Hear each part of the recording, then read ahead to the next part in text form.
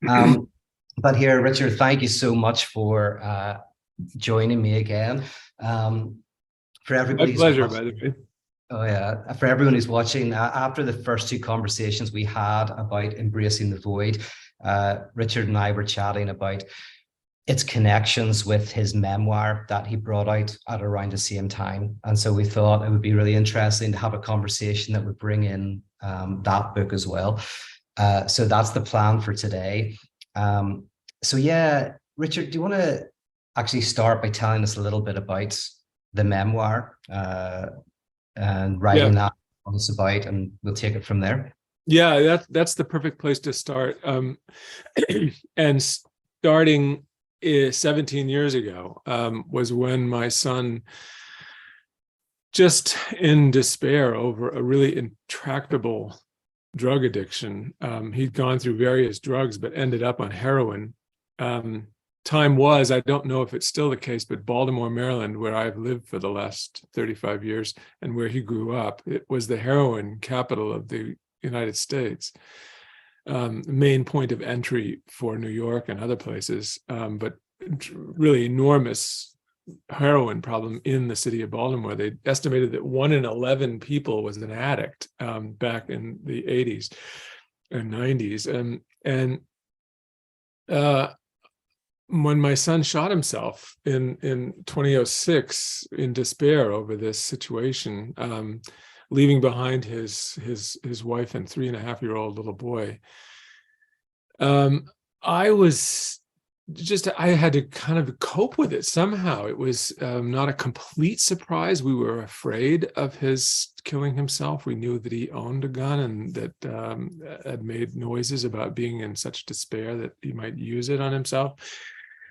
But when it's happened, it still hits you with a kind of physical force, you know? And I fairly quickly, within the year of his death, started writing about it in a kind of desperation, I have to say. I had to find a way, or if I could, to just understand what happened. So the drive to know something, how to interpret this whole turn of events, and the loss of the thing I would have given my own life to save, was just a manic, project of trying desperately to turn over all the details and tell myself the history again and again so that I might be able to understand it. And the thing that really surprised me about that memoir, returning to it over and over again over a period of about 15 years, rewriting it, from the ground up with the same aim, just trying to digest this event, understand what happened. What astonished me was that my desperate attempt to know, which meant going into analysis 4 days a week for 3.5 years, and really just going to extraordinary lengths to try to understand, I found that the thing that really issued, from this whole drama was the realization I can't know of the crucial stuff, not just why my son chose to pull the trigger, but even the history of our very close relationship, even the things about him I loved the most. I realized after a tremendous amount of time and labor and anguish, I realized the essential things have significant dimensions, at the very least, that I simply don't and can't claim to understand. And then the other surprising thing, the thing that really kind of ambushed me and was both kind of a shock, but also a enormously, what shall I say, opening and enabling and healing thing, was I began to realize that not knowing, which I had thought was the worst torment possible, was actually, in some curious way, reassuring and grounding. So the precise opposite of what I had thought it might be. I thought realizing the inability to know anything would be torture. But I began to realize how not only did I not know key things about his death and about his decline, his addiction, his worries and pains at the end of his life, but also I thought back on our relationship and I thought the things that I loved the most about it, I don't really understand. And I began to realize that love is in part always beyond our full comprehension, that we relate to people, but we don't totally understand them ever, even the people we're closest to. And that lesson was both, as I say, unbelievably surprising, totally unexpected, but also, by the way, especially for a philosophy professor, it was really shocking and kind of upending. But it also not just surprised me, but I found it a really liberating truth. I never thought in a million years that I would think that declaring to myself my own ignorance and then saying to myself, this margin of ignorance cannot be totally taken away. That was just astonishing to me. There's something I remember Zizek said in a lecture, one of my favorite lectures of his, which was in Calvin College, and he did this in this very conservative Christian college. He did this lecture on Christianity, but he said at one point that often we want a reason for something, even if it's God hates us. If we say we have cancer or something like that, we might say, God wants this, God has a purpose, or even maybe I've sinned against God, that we prefer an answer, even if it's a painful answer, to no answer at all. And something you mentioned to me at one stage was in relation to guilt, but it was that sometimes you wanted an answer, even if the answer was this my fault?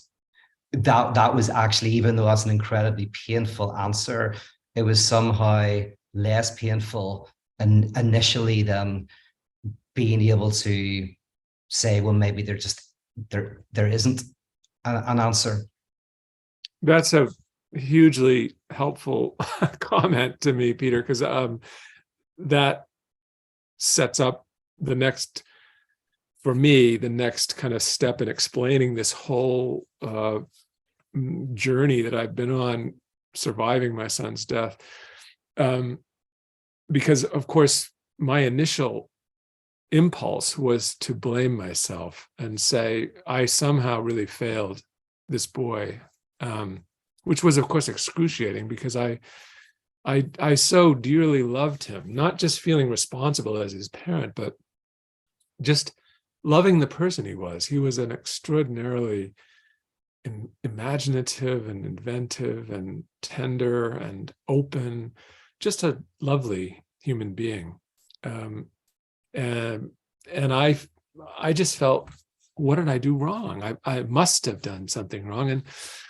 And I was writing in part to try to express. The memoir started out almost more confessional than anything else. And after working with it for years and kind of returning to it, almost like I didn't know why I would return to it. I felt like I was unsatisfied with it, but I didn't know why. And I would spend months with it, like a kind of, monk in a monastery, kind of holding myself up in a room with this text and rereading and rewriting it. Then this amazing thing happened where I began to realize that my guilt, my first impulse, which was to just load the guilt on myself, was actually not, it wasn't just not being fair to myself. It was trying actually to say, I do know what happened and I'm responsible. And that was easier to take than not knowing. In other words, guilt, I realized toward the end of this period of 15 years, it kind of breakthrough was, in a sense, I've been loading this guilt on myself artificially, as if to say, at least I can know this. At least I can and shoulder the responsibility, and then I can explain it all to myself, at the cost of being the villain in the whole story. And I realized this is a fake story. I'm trying to relate it to something I can claim to know, which is my own culpability. And finally I said, no, I'm making this up. I have to face the infinitely challenging, painful thing that I don't understand what happened. I'll never understand. And no, it wasn't just my fault. I don't know what happened. And initially that was very painful too, as it felt like getting thrown off the ship in the middle of the ocean and with no other ship in sight, you know. But more and more I had a new feeling about this, almost being condemned to unknowing. I began to feel liberated by it. And I felt like, yes, of course, I not only do I not know the secret of his death, I never really knew the secret of his person when he was alive. And as I say, the things that I loved the most about him, I mean, how he was fascinated by certain things. He had this penchant, I mentioned in the memoir about this penchant for little rocks. He would find these little smooth stones or little pieces of driftwood. He was fascinated. His apartment was filled with them. Or he would, ever since he was a little boy, 3 or 4 years old, he was fascinated with clouds. He would grab my hand, and as if I wasn't paying attention, and he would say, Dad, look at the clouds. And I would look up and think, oh, how charming, you know, he's really alert to these aesthetic things. But I don't know why he did that. I mean, I don't know what it really meant to him. Even the sweetest things about this boy, they came from origins and sources that I did not know and could not know. And it suddenly was very liberating to me. I felt like, wow, what if the things that we most treasure in life are precisely the things that are deeply rooted in things we do not and cannot fully understand? And it shifted my entire understanding of love and caring, and even paradoxically enough, knowing. When we say I know someone, I realize now what we're saying is, yes, we know certain things, but we also accept in the bargain that we don't know completely. And those wonderful things that we adore in someone we love are also rooted in things we do not and cannot fathom. And that was paradoxically very liberating, as well as very enlightening. So then, like, there's a sense in which we are meaning creating beings. Like, we want to have a reason or a meaning or an understanding or know the other, know our place. And even the guilt can be a defense against opening ourselves up to a radical unknowing. Exactly. And finally, what I realized was that my whole drive to know was very intertwined with a drive to control, to get some sense of a narrative, which would be, yes, like a kind of life jacket in water way over my head. And I began to realize this is self-serving. This is me trying to get in control.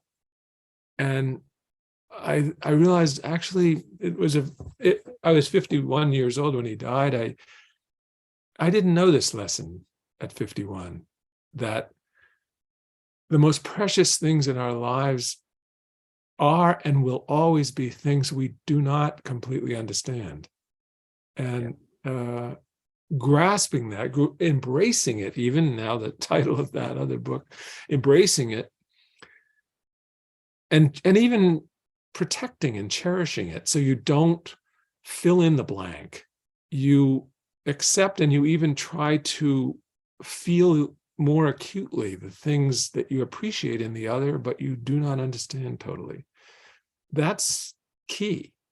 And if you haven't ever experienced it, or I think we've all experienced it, if you've never really accepted it and cherished it, you have, as I did in my frenzy to know after my son's death what happened, you're in danger of kind of missing out, actually, on your own life and your own relationships.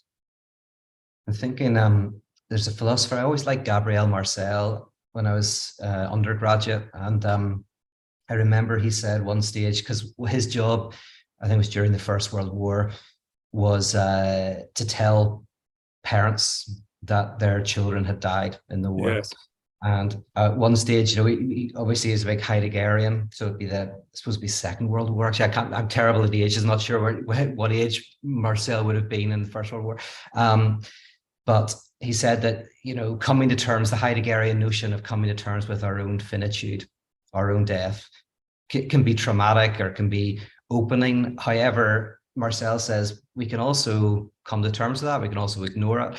But what we can't ignore, what really breaks us open and potentially can destroy us, is not our own death, but the death of those we love.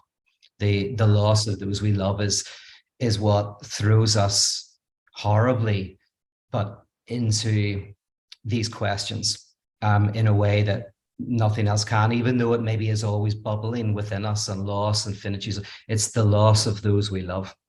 And, so you went through the most extreme experience of that, you can probably come to terms with your own finitude, your own death, and not maybe be that concerned by it. But, through reading the memoir, obviously, this opens up these questions in the most deeply existential and most deeply painful ways. And I guess it either destroys you or you find a way. I don't know, because it could so easily destroy you going through that experience. Yeah, and Marcel and the other existentialist philosophers, Heidegger, maybe for me, prime among them, the one who really got me hooked on philosophy was reading Heidegger's Being in Time as an undergraduate. But yeah, Heidegger's insistence that we are being toward death. And I remember reading it as an undergraduate and thinking, I don't really know what he's talking about. And I would have to say that in the wake of my son's death, I became aware, I think for the first time, or at least I arrived at an interpretation of that Heideggerian idea that we, in our existential reality, we are being, in our very core lives, we're being toward death. What does that mean? I realized in writing this memoir and sort of surviving my son's death, I realized what we're really being towards is what we do not know. And death is kind of the ultimate riddle, the ultimate confrontation with a kind of an absolute wall of unknowing. Yeah. Which I would say helped me a lot in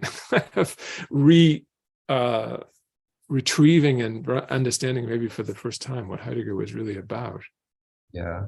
And then, something you said last week, which I find very interesting. You made a distinction between, Sartre and Lacan, and you do that in your book, Embracing the Void. And you say, maybe for Sartre, the question of our own abyss and our own unknowing, our own freedom, is where anxiety comes from, and what we have to kind of embrace. Whereas for Lacan, it's primarily actually the unknowing of the other is the anxiety producing thing, and that's our first experience. Is not that I'm unknown to myself, but it's the unknowing in the other. But in the same way, and when I think about death, it's like it's maybe not my own death that is the most destabilizing thing. It's the death of the other. It's that's the most kind of powerful experience and painful experience, and the one that opens up these questions which kind of you've explored in the memoir and in Embracing the Void. I mean, it's kind of fundamentally about being destabilized by a radical unknowing and almost a refusal to put defenses up against that. Yes, exactly. And once you begin to get accustomed a little to this shift of perspective, where love is as much, if not more, rooted in what we don't know about the other, charmed, one might even say, by the things that we don't fully understand. We can love them without understanding where they come from or what they really mean for the person we love. This I think is a way of describing real openness to the other, that you are willing to embrace. Coming back to that word, I guess, a lot, embrace even and maybe especially what in the other person we do not understand. And to go back to the Heideggerian reference, I would say Heidegger thinks of human being as a kind of, he thinks a kind of clearing, like the clearing of the forest, where you suddenly are coming through the density of trees and undergrowth, and you come to a clearing where suddenly the sun is able to penetrate the forest floor. And as you enter the clearing, of course, you become aware now that of the question, well, what might appear? Maybe a deer will walk into the far end of the clearing, or perhaps a fox, or perhaps a bird will swoop down and touch ground in the middle of this clearing. Maybe something will appear. And Heidegger basically says that's what human being is this clearing in which things appear. But the clearing, of course, also implies that you're open to what you can't predict arriving in the clearing. And I think that's a wonderful way of talking about unknowing, that unknowing at the very heart of what we call respect, and I would argue what we call love, is an acceptance of unknowing.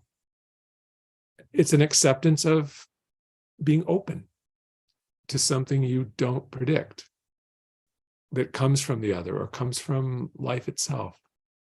And so what can you, the connection between the loss of your son and the coming to terms with the unknowing, because how do we connect those? Because it may, like the book, the name of the book, Embracing the Void, is this idea that we have to find some way of acknowledging a type of void, a type of lack. And of course, whenever someone we love, we lose someone, there's a sense in which that creates a void and a lack. Mm-hmm. So yeah, I'm just trying to tease out the connection between, you kind of mourning that loss and coming to accept the unknowing. And are we talking about the same kind of thing? Are these? Yeah, what comes to my mind when you say that, and by the way, Peter, as usual, you have such a gift for asking the right questions. I so respect this. Like you somehow intuitively know how to pick up the thread. You set me up here for a great thing that I didn't think about talking about, but now that you put that question, as I say, I entered the project of writing these drafts of this memoir as a kind of way to explain to myself, if I could, what just happened. How did we come to this? How did we lose that boy?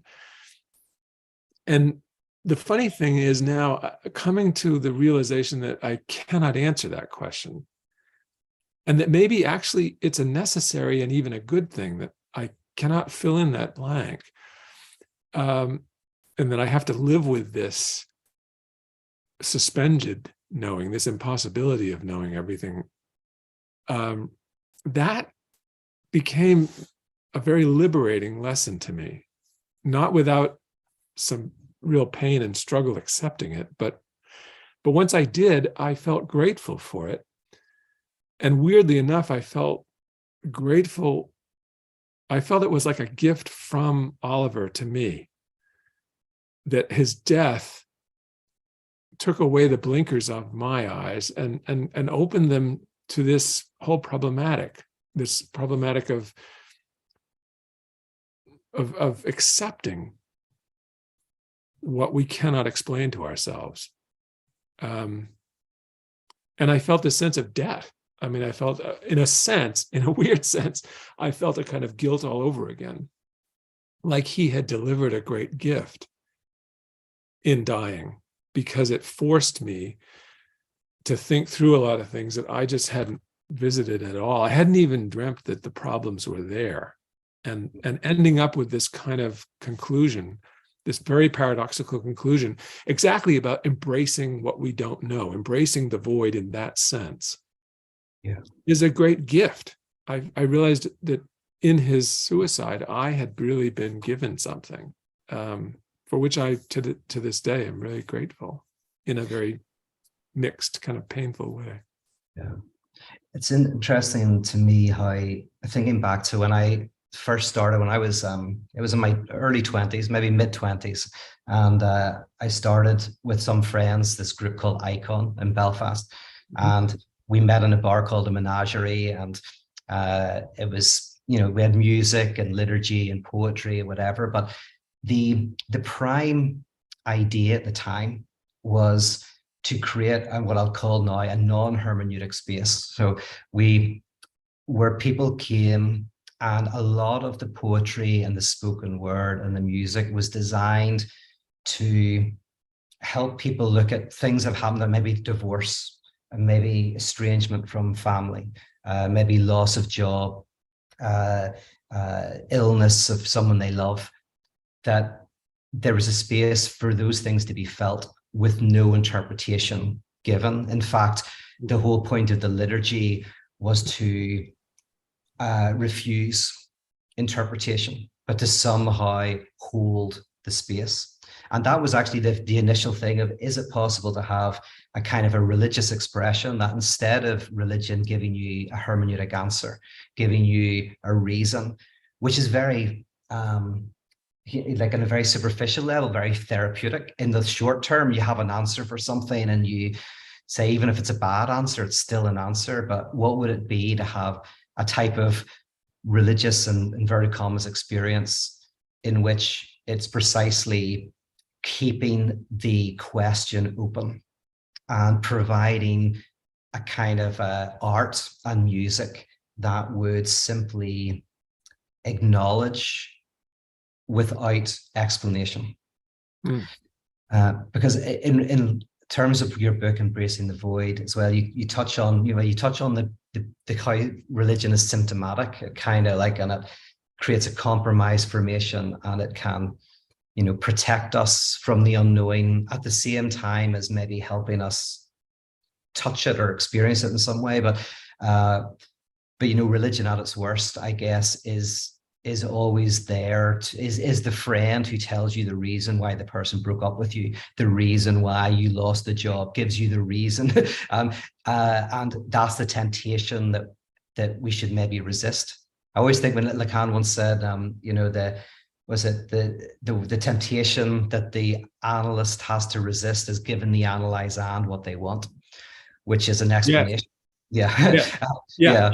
Which is giving an answer. Giving an answer. And and you feel it whenever a friend is going through something. You feel the thing that I have to give some answer, some pat on the back, an explanation of it's all going to be okay. But somehow that's actually more important to resist that.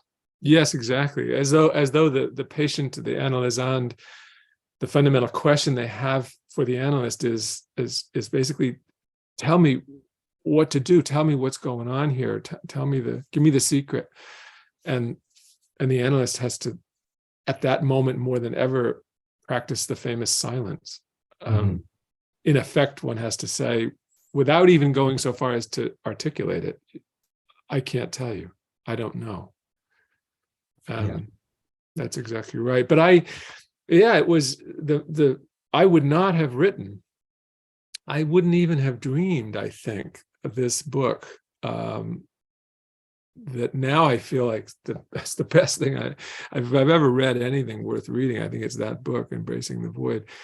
I wouldn't have, not only would I not have written it, I wouldn't have known step one to write it without the lesson I learned from Oliver's death, which is, I take it, that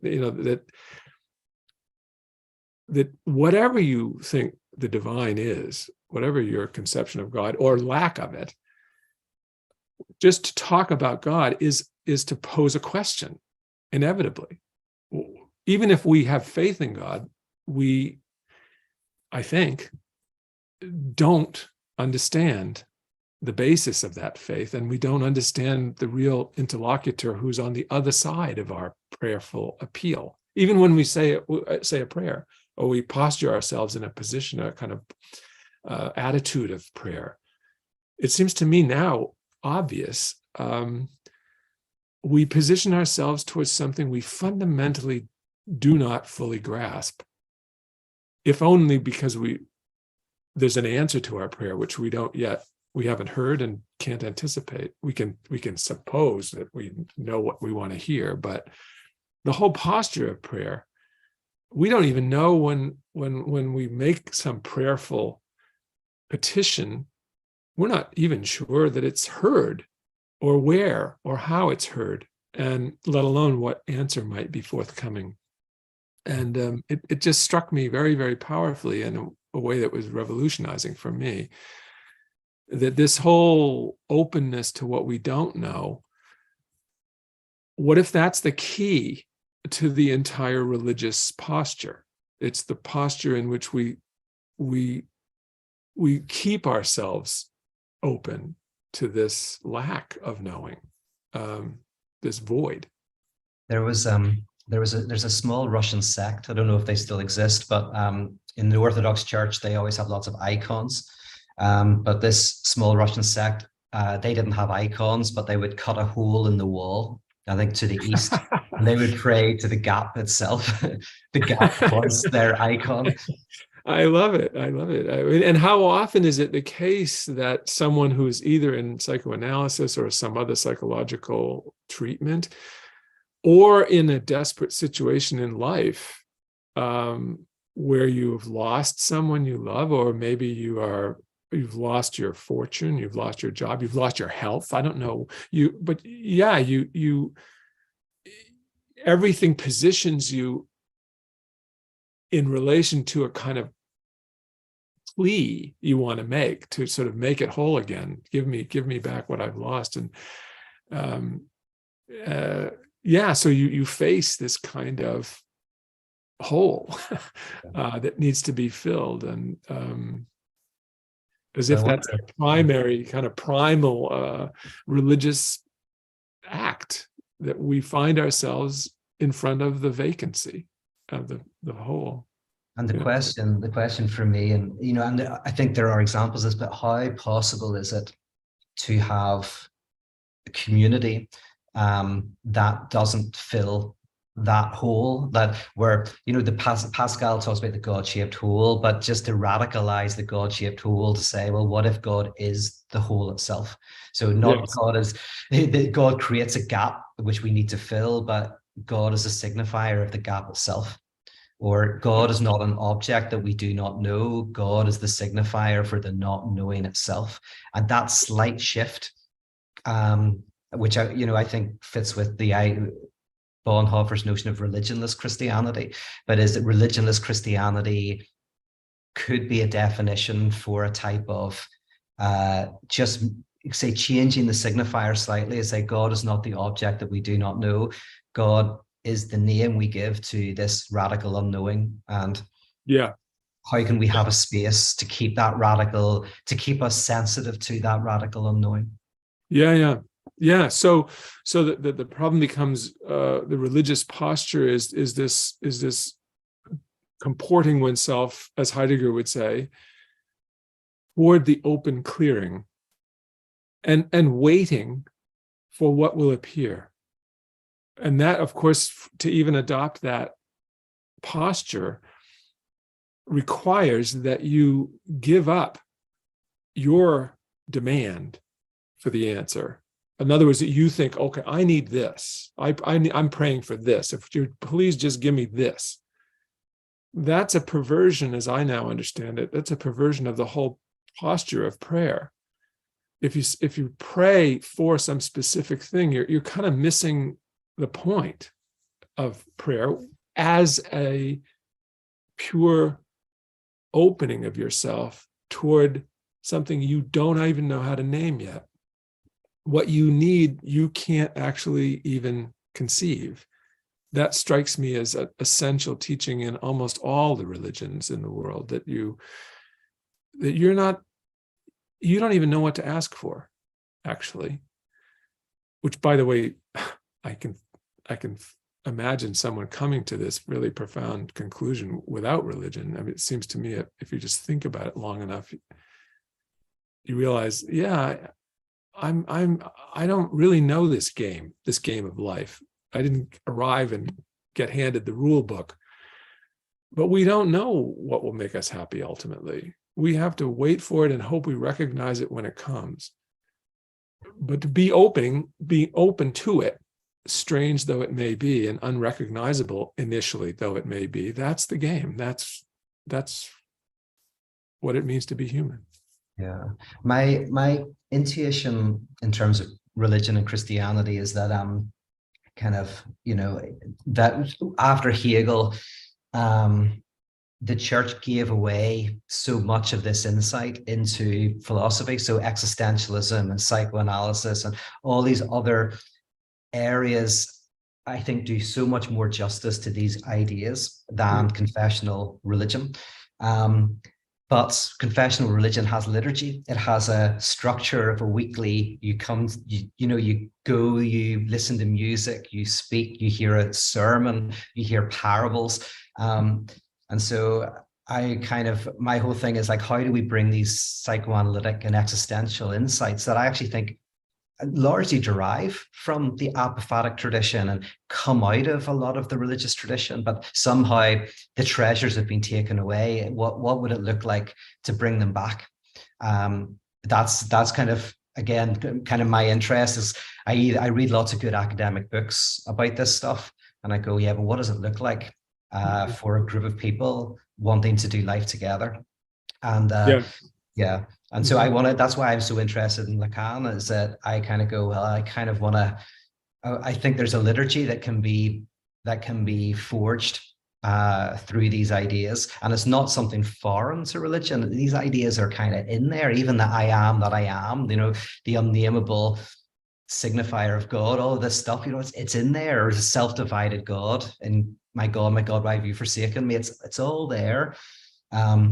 But religion, sadly, has become the place that defends us against a radical unknowing and a radical uncertainty. And so much so that I think the reaction formation is apologetics, where people get so into apologetics, potentially maybe because they enjoy it, but sometimes maybe not because they're full of certainty, but precisely because they're full of uncertainty. Why else would you buy so many books on apologetics? And I was on a radio station once with an apologetics guy, and he had a show 4 days a week, and he written books on apologetics. And he was saying, like, he said to me, like, are you telling me that I should doubt? And I was like, well, no, I'm not telling you should doubt. I think you're probably full of doubt. Why else would you have a show 4 days a week about certainty?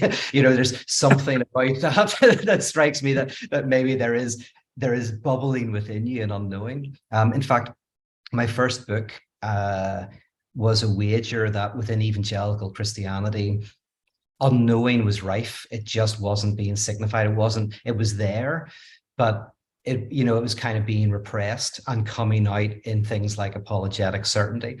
And the desire was simply to write a book that would maybe help to people not to doubt, but to realize they already are full of doubt and unknowing. They're already immersed in it. It's already there. And one simply has to, in some way, countersign it or come to give it some space. I think of this week, Wednesday morning, I went to a funeral of a father of a friend It was a very lovely service, actually. It was a Catholic service, and therefore there was a lot of otherworldly reward kind of talk. He's in heaven now, that sort of thing. And it made me think about this question you're asking now about how does one is it possible to have a religious ceremony, a kind of liturgical communion of people drawn together and devoted for a time to the same kind of considerations and questions and so on. And I wondered about what it would be like if the emphasis for the funeral wasn't simply on reassuring ourselves that he's gone to some other place and he's better off there, or he's with God or whatever, rather than this emphasis on the location of the other life, where he now abides, and we can be happy for him because he's now there and is recognized and valued and sheltered and so on and so forth. I thought, what it would be like to have a funeral where you dedicate yourself not just to talking about what you did know about this person, but you anticipate coming to know them now in a new way, in their death, in their absence. I know, and my parents both died after my son, so I had, if I can put it this way, it's rather horrifying, but to put it this way, I had the advantage of having passed through my son's death when my parents both died, about 6 years apart, 5 years or so apart. And I was therefore better prepared for the way in which my mother and my father, over the last years, in about 8 years, I think, since my father died, and about 12 since my mother died, I have realized realized with kind of rewarding richness that there were many things I didn't know about them. And these people I knew better than anyone. But they were in their own way not an open book to me. There were so many things I didn't know. And I found myself not just rethinking my parents, but finding myself in a new relationship with them, as though in death, they were giving me something and changing also my whole relation to them, which I found surprising. But now that I think about it more, I think I would ask myself anyway, whether death of a loved one always gives us this opening, this possibility of reacquainting yourself with someone, even someone you knew as well as your parents, or a spouse, or a child, a sibling. I wonder if death, precisely because it closes the book and says, no more clear answers, you have to live with the unknowns. Yeah. If that could be a really positive, nourishing, provoking and growth producing relationship. Yeah, I mean, this is how I understand Eucharist, which is a meal around the death of God, right? So the ultimate death, the loss of God, the death of the absolute, and it's a meal in remembrance. So for me, symbolically, if I was to create a community that gave answers, that we'd all get something out of that to some extent.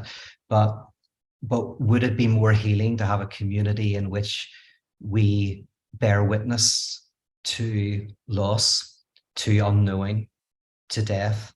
We bear witness to each other in that. We have rituals of remembrance, like a meal.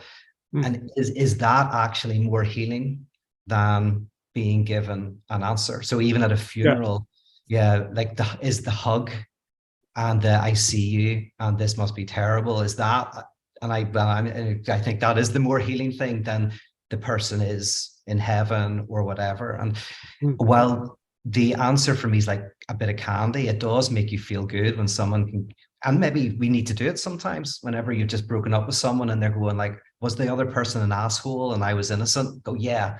Like, do you want the truth? Well, not really. Okay, yeah, you're right. And then three months down the line, you can say, well, it's a bit more complicated than that. And you know, I'm just there through the difficulty. I want to be there through the pain. You know, whenever you're ready to open up to that, I'll be there. And that's for me more healing. And I think you can do a funeral like that. Yeah, exactly. I even I've only ever done one wedding in my life. I was asked to do a wedding, and it's literally the only once in my life. I was a couple of friends, and I told them like I shouldn't do it. I like genuinely said, "You don't want me to do it," and he was like, "No, we want you to do it." And I said like, I want to. I'll probably talk about how stupid it is to get married, right? And it's probably going to go wrong. Like, do you want me to do that? And they were like, yes. So I did. I did it. I was very nervous, but I kind of started, and I told them the stats. I said, listen, the chances are you might get divorced, and if you don't get divorced, you may end up sleeping in separate rooms. And I said, in fact, maybe imagine I came back from the future and I have a video of the moment that you two of you break up in 10 years time, and I have it, and I'm going to show you the video, and you're watching the actual point when it all goes wrong. And I said, but here's the reason why I'm telling you this, because if you can look in each other's eyes and still say, hell yeah, we're going to do this, then I've got a feeling that's going to be a good one, you know. Yeah. But for me, and the reason for, and they were thankfully okay about it, but by it doesn't weaken the marriage. Actually, the unknowing, the uncertainty, all of that actually makes it all the more romantic. Yeah, exactly. I mean, and there's a lovely sort of model for this in Freud's theory of sublimation, where Freud wants to say that the work of art always has this sublime dimension, something extra. And Lacan, I think in this, makes one of the most valuable rereadings of Freud, where sublimation, that extra that we experience in the beautiful, that extra something or other that's indefinable, that lifts something from merely being pretty into the domain of something that really is almost terrifyingly moving and lovely, beautiful. What that is, Lacan says, is precisely a relationship to the unknown, something we can't speak and don't know how to image. So that when we look at something like the Mona Lisa, which is, of course, a famously enigmatic face, we're drawn first to this woman and her eyes on us, the viewer. But the really sublime part, the part that really moves it from just a pretty face to something really jaw-droppingly beautiful, is we suddenly realize we don't know what that look, those eyes mean. What are they seeing? We don't know. This is a picture of an enigma. And that dimension of what we don't know turns out to be the most valuable and the most beautiful dimension of the art object. And that strikes me that there's a very, very profound lesson in this theory of sublimation as that extra that we don't know how to explain, the extra that we cannot categorize and conceptualize. It's just pure extra. Yes. And you like we talked about it a little bit, but you've talked about the there's the familiar in the other person, and that's very enjoyable and that's very nice, but it's the uncanny dimension of the other that is both terrifying and alluring. And Lacan uses the example of the praying mantis, imagining being in front of a giant praying mantis you're wearing a mask. You don't know if you're wearing a male praying mantis mask, whether she's going to consume you or kind of let you go. And I often think it's whenever I hug somebody, I sometimes have this thought in my head, are they like, as soon as you're hugging them, you can't see their face? Or they just like have a really cold look on their expression, you know, like in a movie where two people embrace and the camera shows one of them just opens their eyes and looks incredibly cold and uncanny and unfamiliar, and it's kind of terrifying. But is that the other, there's something terrifying in the other that's alluring and destructive. And in that marriage speech, it's kind of going like, there's something profoundly dangerous. And there's something dangerous. This person that you're looking in the eyes right now, it might be the death of you. It might be the death of you. And that's probably what brings this marriage from something romantic into the realm of something sublime, because you experience that danger and you're willing to enjoy that danger and somehow say yes to it. Yeah, exactly. And of course, it's all the more, you didn't mention, although I know that you very well know this, that reference to the praying mantis is Lacan comparing one's own mother to this horrifying, monstrous apparition of the carnivorous insect, and it's absolutely right that it is perfectly possible. In fact, it's right around the corner if one's open to it, that even someone like one's mother, the person about whom we might most want to say, I know her deeply, I know her intimately. How could I not? Of course, Lacan wants to emphasize, and I think this is profoundly correct, even in the person we know most intimately, most deeply, our parent, our spouse, our best friend, at some level, we don't know them. And we need to pay attention to that, take care of it, cultivate it even, treasure, and continue to kind of reopen ourselves to what we don't know in the precious other. Yeah. Because it's by imagining and making space for that we actually make space for a bigger space for them in our lives. They can have a bigger impact on us, that we have our relationship with them that is richer and deeper because we make space for this. And that the telling thing, of course, is that I maybe mentioned this last time, it's one of my favorite little pictures on this topic. You're really in trouble when you and your partner are constantly saying to one another, oh God, that's what you always say. You're so predictable. Why don't you just try anything new? You're just the same old broken record. This is the counseling, the couples counselor.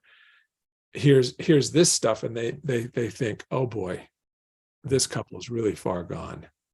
Yeah. What really keeps the relationship alive, what really fertilizes love is precisely this making room in the other for what I do not know. That is really love itself, you could say.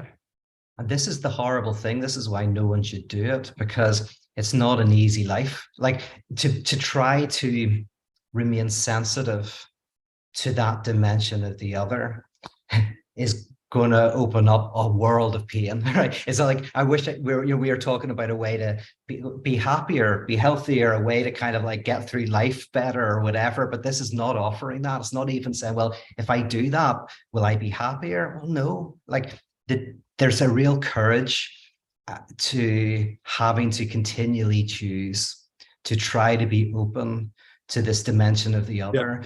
Yeah. You're constantly opening yourself up to difficulty and pain, and it's almost like maybe to be alive is to try to, and even if you chose for the last 10 years to do it and you don't do it now, like you're not doing it now, like something about this message is, how do we, while we're alive for the rest of the years that I have on this planet Earth, how can I try to remain open to the other?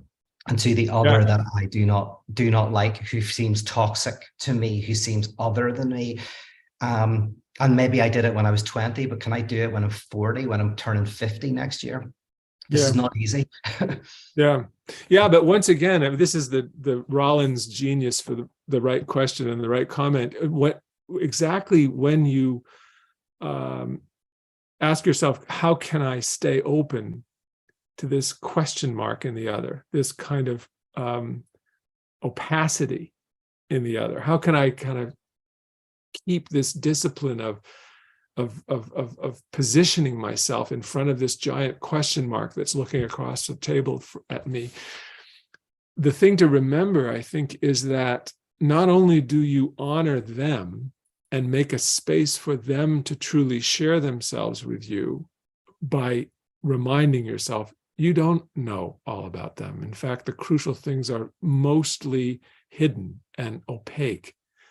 But the really important thing to remember is that what the other has to give us in the dimension of what we do not know in them is a contact with what we do not know in ourselves. It's not just an abstraction about, exploring the terra incognita, the dark continent of the other, as if we're a explorer in Africa. On the contrary, what's really at stake is opening up yourself to what you don't know in your own soul. So that this is the way in which love really, I think, most authentically operates, is that a couple find an opening in the other that allows them to realize something new about themselves, something they'd never really known before. I often think about this, and when I think of it in political terms, I think of it in terms of the peace process in Northern Ireland. So in 1998, we signed the Good Friday Agreement, and it was after a 30-year conflict.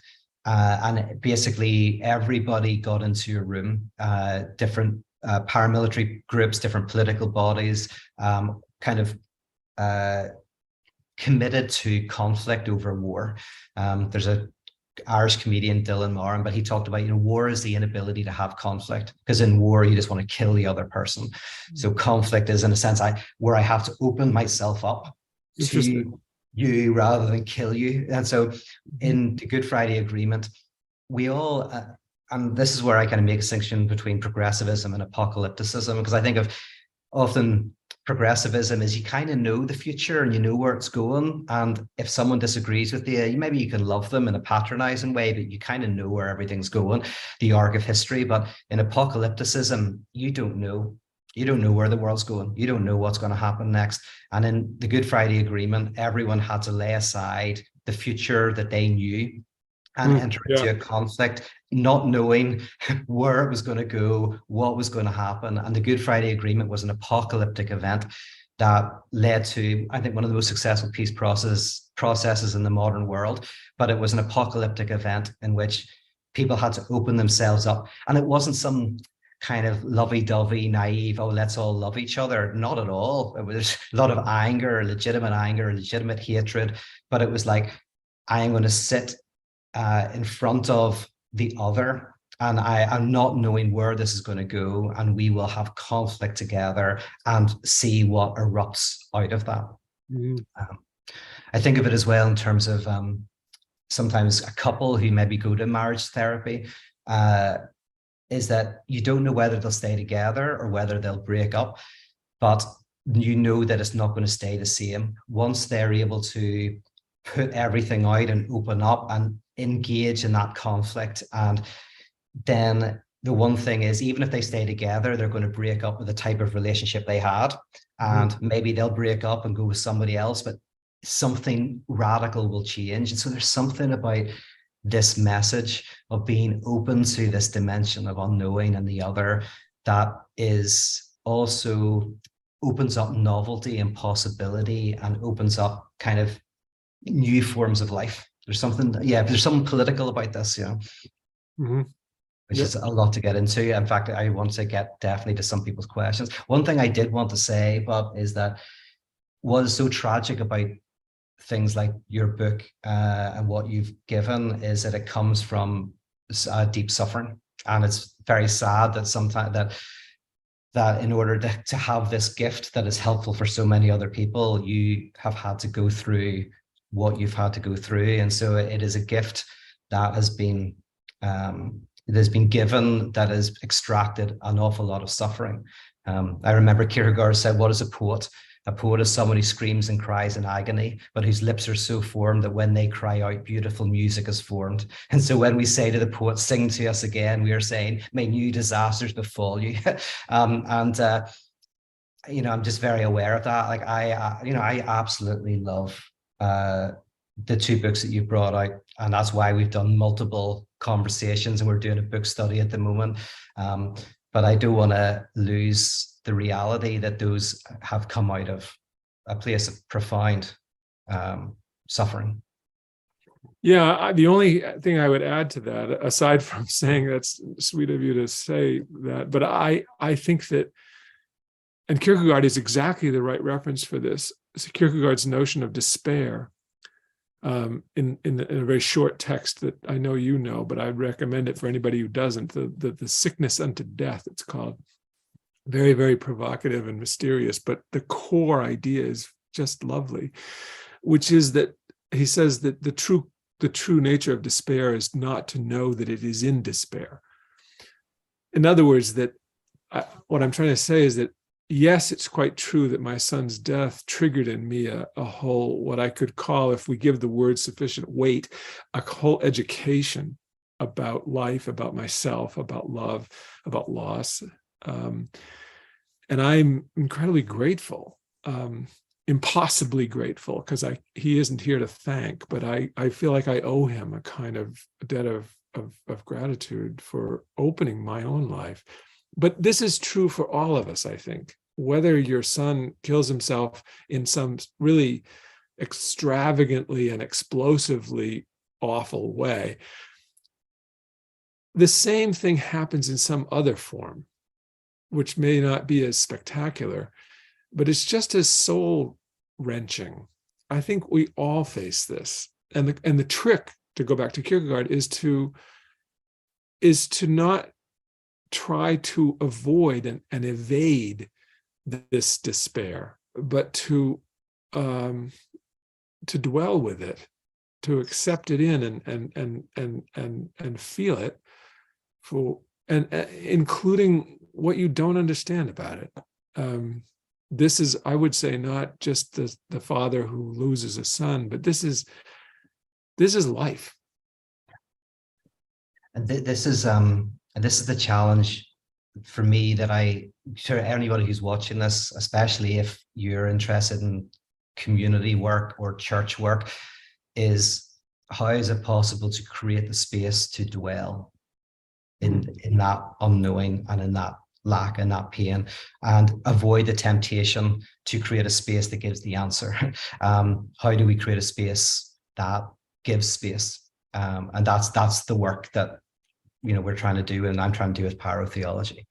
Now let us go to some questions. Thank you everybody for sticking with me in my technological difficulties. So we've got some people did come across. Let's see. Oh, this is interesting. Yes. Question from Brian. If meaning making and the desire to know and have certainty are part of the reasons for our evolutionary thriving and survival, what type of humanity do you imagine we can attain if we develop to be more embracing of unknowing and uncertainty? I really like that, by the way, because we desire meaning, we desire knowledge, we do desire certainty, and it probably has some very useful functions. So yes, but what? Yeah. So his question then is, what type of humanity do you imagine we can attain if we develop to be more embracing of unknowing and uncertainty? Yeah. Well, to give a short answer to a very big question, I wouldn't have given this answer 20 years ago, but now I feel like our knowledge, particularly in the form of scientific and technological knowledge and power, this is not going to be our undoing. It seems to me that our greatest challenge is our openness to unknowing, and our capacity to share it with each other, and even to offer ourselves in relationship, very, very sensitive to what we do not know about the other and about ourselves. I was aware, as everybody probably has heard, about this Chinese spy balloon that was shot down yesterday by the American Armed Forces. And I thought to myself, boy, spying, the intrusive effort to come to know the other's secrets. Spying is exactly, if it's necessary, if it's historically almost universal between nations, it strikes me it's what we really need to resist. We need to get to a table where we share with one another what we're afraid of and what we don't know about the other and about our own futures. It seems to me, as the world shrinks and the dangers at range in the world become more and more daunting, of climate change above all, but a lot of other things too, we need more than ever to take a healthy step back from our knowing. Not to say that our knowledge is something unequivocally bad, it's not. But we need to, I believe, we need to really embrace the humility of not knowing, of our own ignorance, particularly about others and about ourselves, both. It seems to me our greatest challenge is going to be exactly embracing the challenge of our own unknowing. That's one of the gifts. I did Lacanian psychoanalysis, and I was reading somebody today who was slagging off psychoanalysis and Lacanian psychoanalysis because it's the analysis of the brick wall, this person said, and they were like, because the analyst didn't say anything. and I go like, well, I know that. So I spent thousands of dollars and they didn't say anything. And I mean, it's very twee to say, but it is actually quite true. There's one of the few places where they give the gift of silence. They, like John Cage's 433, a famous composition, which if anybody wants to go and listen to it, I'm sure some of you know, but which just kind of like is a gift of silence. And there's kind of interesting ways, like that's not the same as just being quiet. Like, so 433, we're always, which if anybody knows, 4 minutes 33 seconds of silence. But, we might have been silent for 4 minutes, 33 seconds many times. But when it's done as a composition, the silence becomes pregnant. It becomes something else. And the same thing, you might sit and not talk with somebody for an hour, but whenever your analyst is actively not talking, it's a really interesting gift of unknowing that you're receiving. Yeah, exactly. I've got a couple more questions here. Ken asked a practical one. I don't know if this will be in your wheelhouse or not. Is teaching about the subject of unknowing to the youth a way for them to cope with and navigate their existence and relationship to the void? And if yes, what does that look like? So I think that's a practical question. Like, whenever you're young, I guess teenagers or even younger children, can you teach this? Is it healthy? Is it good? Is it important? I won't claim to be anything of an expert about this. I'm asking myself some of those questions with students, in the classes that I'm currently teaching with the spring semester. This is an open question. I was just teaching a seminar on the modern world, a seminar on a couple of sessions on Hegel's interpretation of the philosophy of history. And wow, I literally, going into class on Tuesday, I'm going to have to see how bad it is. And I'm going to have to see what they thought of the last class that I tried to do, which was a deep dive into the paradoxes of Hegel's dialectic. So I don't claim to have any expertise about this, but I do think that no matter what the age level, that this is a really rich vein, like vein in the sense of the gold vein in the mine.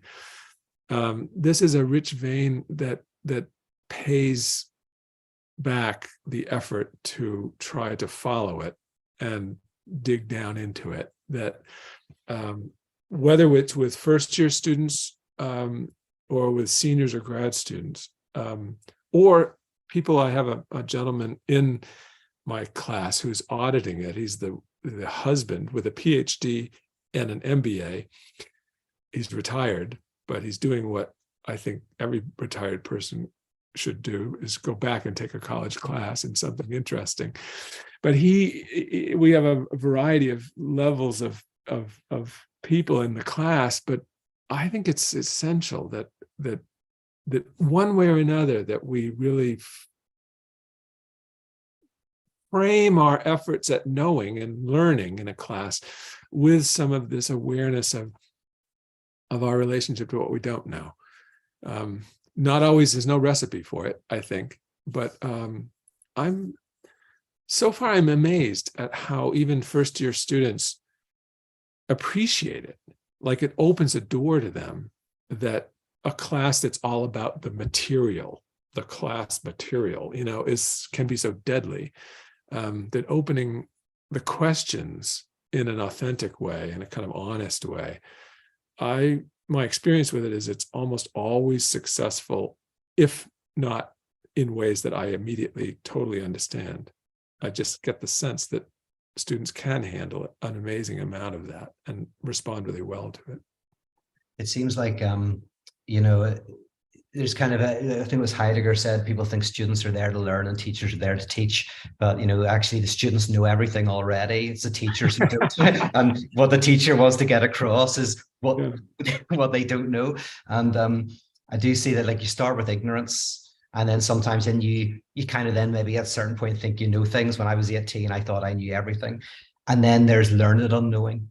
There's like the unknowing that comes not from the ignorance of not reading and not thinking and not reflecting, but the not knowing that is actually, really thought through. That's part of a contemplative life, and also an intellectual life, and a life well lived, and a life in which you attempt to be sensitive to the other. That these enrich a type of learned unknowing. I tend to think, I've never tested that. I hate to do this with philosophy professor, because these are my, thoughts that are probably just for me, but I kind of go, like, one of the main differences between analytic and continental philosophy for me comes down to continental philosophy is really interested in nothing. And analytic philosophy tends to not to think that nothing is nothing. Bertrand Russell, I think, famously kind of said, like, Hegel's a category mistakes, like, nothing's nothing, don't worry about nothing. Continental philosophers spend all their time worrying about nothing. And but a lot of continental philosophy, I think, is really around this question of, like, there's a dimension to life that is not reducible to material, to sameness. There is something radically otherness about existence, and we need to do justice to that. I'll do a couple more questions. Courtney asked a really difficult one, a powerful one here, but she said, my family is grieving the loss of both my in-laws from 2021. In your experience, what are the most helpful responses to your grief that you've received from others? There's two parts to it. That's the first part. So yeah, has there been anything helpful responses to your grief that you received from others? I have to make a confession, I think, on that question, which is that a real confession, like of a weakness of my own. I think I retreated into the writing of that text, which became this memoir, 16 years after the fact gets published. I think that I didn't even want to go to grief groups, and I could have, and I look back on it and think to myself, I wish I did.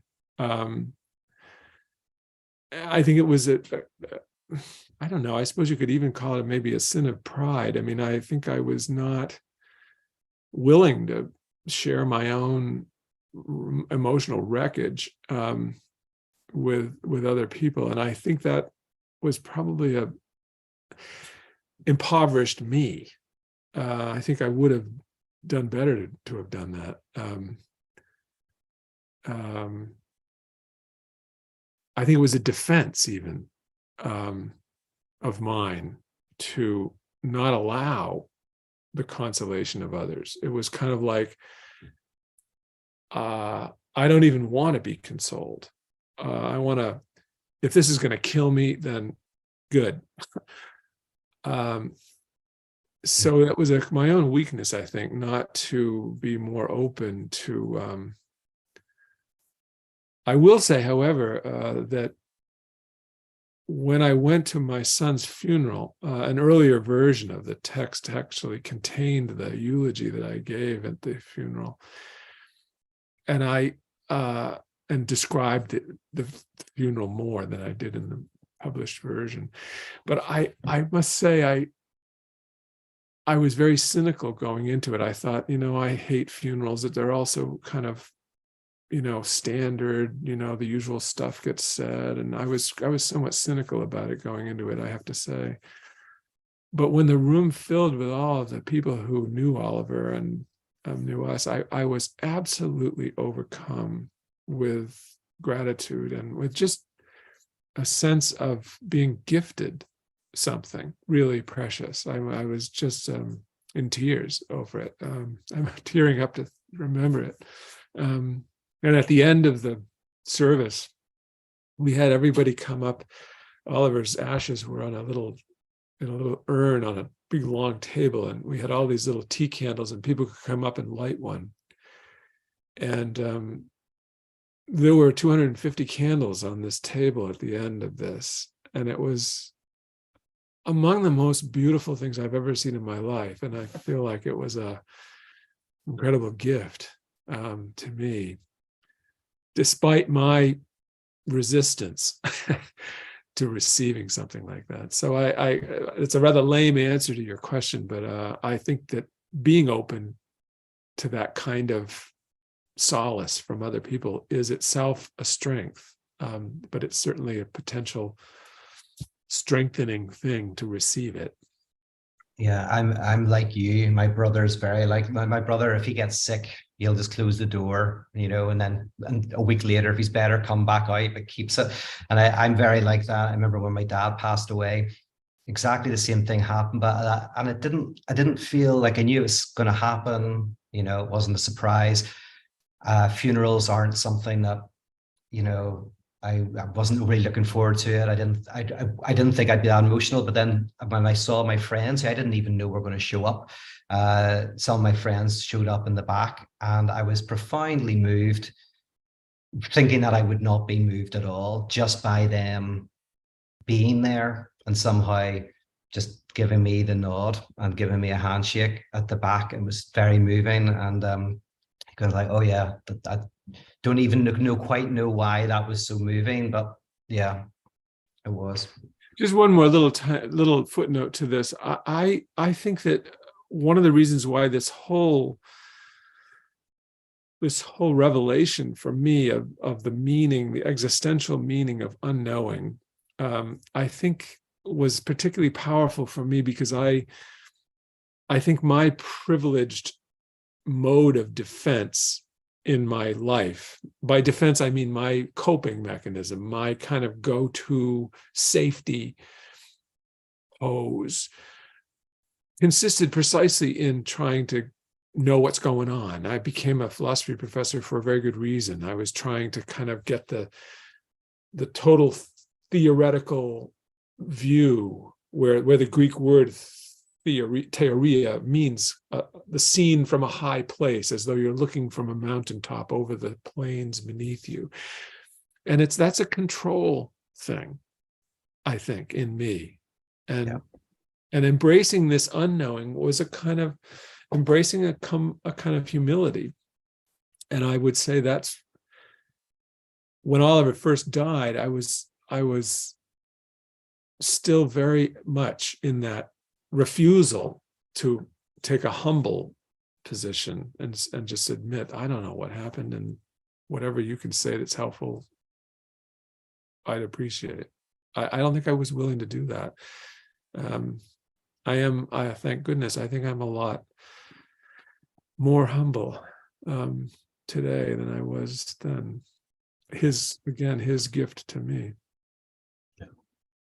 The second part of the question is just, and how have others helped or hindered your embracing of this radical unknowing in regard to the whys of your loss? So I don't know, I kind of get like, so how have others helped or hindered your embrace of this radical unknowing? Oh yes, in regard to, I guess, the whys, the explanations of your loss. Does that, because whys, you mean the question why? Question why, yeah.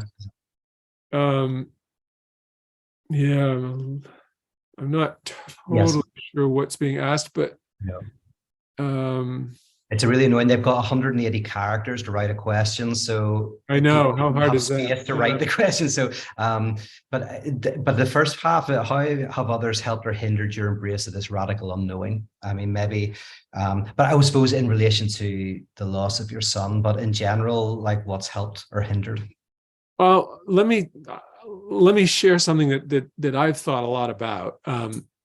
The only real book review of the memoir was a 1-paragraph review by an outfit called Publishers Weekly. You can find it online. You can just go to Blown Away, Publishers Weekly. Mm-hmm. And it was painful to me because this first and only review, a lot of nice things have been said about the book in other ways, but by other people. But this one reviewer, who I don't know, the reviews in Publishers Weekly are anonymous. This one viewer was quite critical of the book and said it was self-indulgent, said it was bewildering and baffling, and that it was as if they were kind of, I don't know if offended is the right word, but they found the book to be an exercise in somehow my sort of self-preoccupation, or kind of a anyway, I've wondered a lot about that little review, that critical review, and I guess I feel like I'm tempted, let's put it this way, I haven't concluded this, but I'm tempted to say that this reviewer felt like I was kind of making too selfish a kind of dilemma out of the whole thing, instead of simply adopting a humble position of just plain old grief. I was wriggling, trying to understand it, going into analysis, trying to rake through all these memories and see if there wasn't some kind of pattern or something, as if I wasn't just kind of being reverent and respectful of my son in his death and so on and so forth. I'm not sure, but my point is this, that I ended up going down the path of writing this memoir very, very humbled by it. And I'm extraordinarily grateful for that. I think the book can sound like the opposite of humility, like it is self-indulgent. And I suppose in a way it is. When we're in pain, particularly with mourning, we're almost unavoidably self-indulgent. Grief is self-indulgent. And I think there's a danger. This is, I guess, a reply I might make to this little review. If you try to sort of close over yourself and protect yourself from being too wounded and too obsessed and too self-absorbed and too self-indulgent, you risk, it seems to me, not really getting the full impact of your loss. And that's an important thing. Just steeling yourself in the face of the pain and just kind of toughing it out and, putting on a good face. I don't believe that's the most helpful way to greet these kinds of losses. And and it becomes a gift to other people. That's the point of both the books that you've written, is that, and why we're doing this is because and I like that Kierkegaard quote about, it's agony, but your pain is formed in such a way that you sublimate that in a way that is a gift to other people. Yeah. I'll do a couple more questions, and then, because I'm aware of taking a lot of your time, but there's lots of loads of really nice comments as well. Thank you everybody who's commenting. It's great to see you're getting so much out of it. CH says Eastern religions, in my opinion, have more explicitly named religion as having to deal with the unknown. Does Richard's book discuss Eastern philosophies like Buddhism, Zen, Indian mysticism, etc.? Or do you want to make a comment about that? Yeah, my discussions are even for me painfully brief. My editor was I cut so much stuff to please the editor, but particularly the discussions of Hinduism and Buddhism really explore this. Buddhism, maybe particularly, there's a section on Zen Buddhism that I really like a lot because it's largely based on a book that I really like a lot, by Nishitani is his name, Keiji Nishitani. The name of the book is Religion and Nothingness. It's an extraordinary book about the centrality of nothingness and the emptiness of the nothing for Zen, and the Zen understanding of reality and of spirituality. So I certainly made my stab at that, at trying to talk about some of those Asian traditions, which I have enormous respect for, precisely because they are so much more frequently willing, it seems to me, maybe especially Buddhism, to leave the opening upon the unknown so much more graciously and so much more evocatively than many Western religious sects in the Judeo-Christian tradition are willing to do. So that was, for me, it was both a pleasure to learn about it and write about it. But yes, I'm hoping that there's enough in there to at least give the reader some real sense of the richness of those Asian traditions. I'm very keen to see all the stuff that didn't get in the book. I hope you'll put it into another book. Todd did this with his Hegel book. There was a pile he had to leave out, and I'm just sitting there going, I want the stuff that's left out. So I know you had to leave a lot of stuff out. I'm like, I want to see that stuff. You should just put it into a PDF and give it to people. And I'm sure people would love to see that. Actually, I may do some of that. If I can't find an actual print version or print, option, I may. I'm trying to get a website up and running somehow, which for me is really a leap because I'm basically a sort of an 18th century person writing in the 21st century. But one way or another, I will try to get some of that stuff out. Well, there's a final quote Courtney put up, which I like. Doing nothing often leads to the very best of something. That's Winnie the Pooh. I'm a big fan of Winnie the Pooh.